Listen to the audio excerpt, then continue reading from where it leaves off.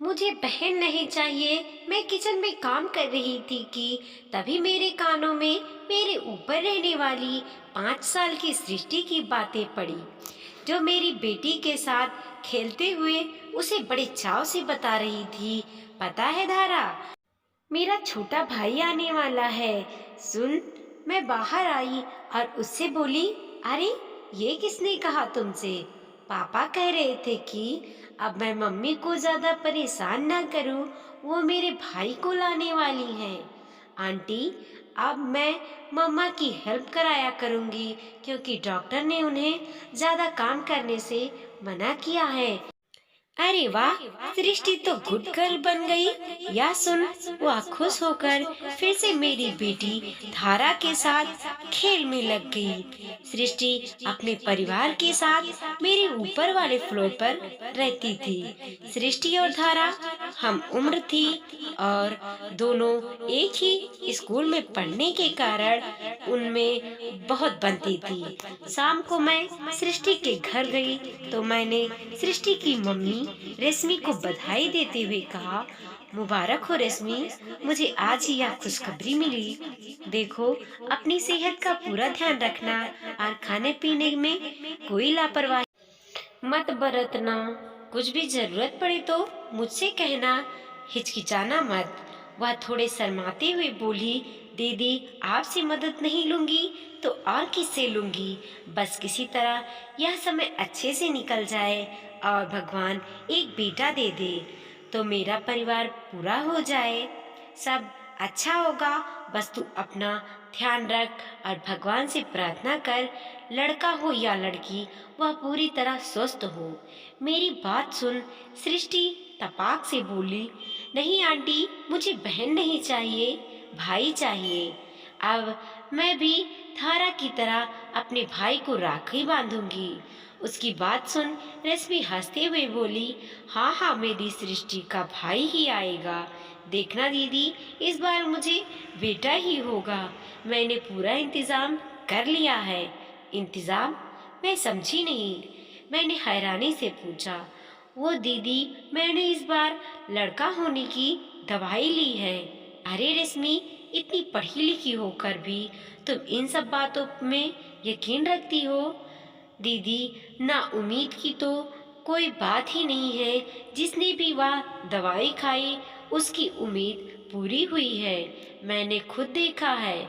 उसकी बेतुकी बातें सुन मुझे अच्छा तो नहीं लगा, लेकिन मैंने आगे कुछ कहना ठीक न समझा।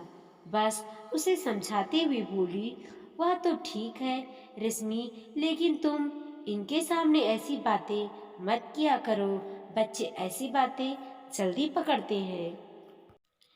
वह कुछ नहीं बोली और हंस दी, लेकिन जब भी सृष्टि हमारे घर खेलने आती उसके मुंह पर बस एक ही बात रहती, धारा, मेरी मम्मी हॉस्पिटल से मेरा भाई लेकर आएंगी और देखना, मैं उसे राखी बांधूंगी। मेरी मम्मी उसे कान्हा बनाएंगी। आखिर वह दिन भी आ ही गया। रेशमी को शाम को लेबर पेन शुरू हो गए थे। उसका पति उसे लेकर हॉस्पिटल में चला गया और सृष्टि मेरे पास ही रुक गई।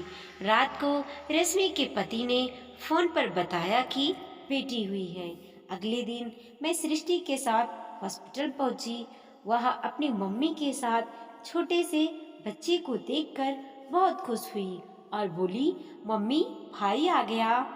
उसकी बात सुन रश्मि के आंसू निकल आए और वह उदास होते हुए बोली, नहीं बेटा, बहन आई है। इतना सुनते ही सृष्टि जोर जोर से चिल्लाने लगी, आप गंदी हो मम्मी, आप तो कह रही थी कि हॉस्पिटल से मेरा भाई लेकर आओगी। मुझे बहन नहीं चाहिए, इसे कूड़े में फेंक दो। अब मैं राखी किसे बांधूंगी? और फिर रोने लगी। उस नन्ही सी बच्ची के मुंह से ऐसी बातें सुन वहां उपस्थित सभी लोग हैरान रह गए।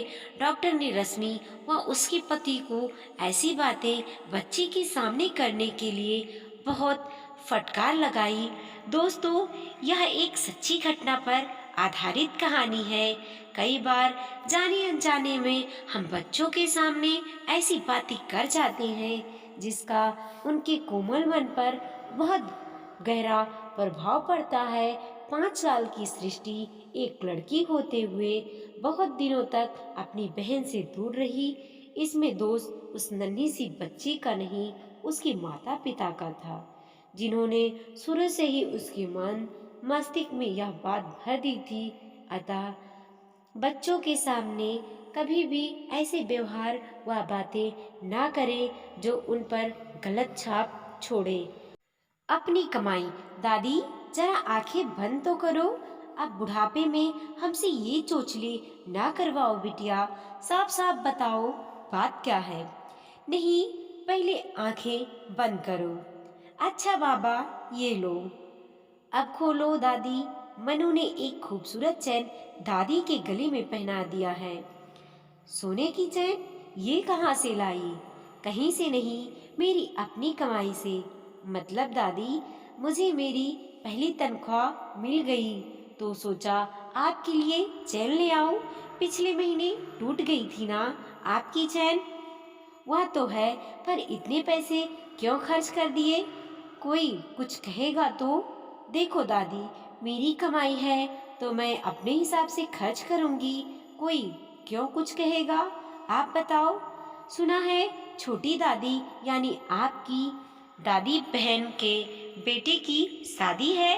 तैयारियां शुरू कर दी क्या? मुझे क्या तैयारियां करनी है? इतनी सारी महंगी महंगी साड़ियां अलमारी में भरी पड़ी है। हाँ, बड़ी मौसियां सास होने के नाते बहू को मुंह दिखाई में सोने का सेट देना चाहती हैं, पर तेरे दादाजी। अब क्या हुआ?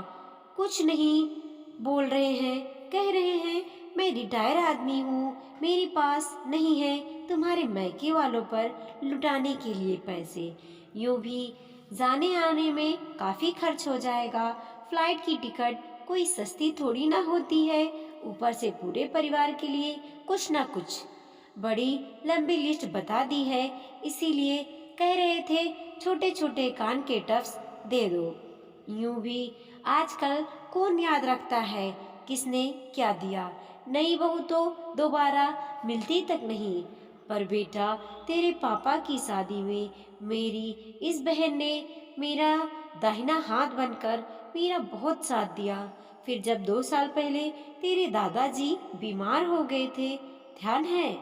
हाँ दादी, छोटी दादी ने 15 दिन रहकर हम सबका हौसला बढ़ाया था। हाँ, इसीलिए इच्छा थी।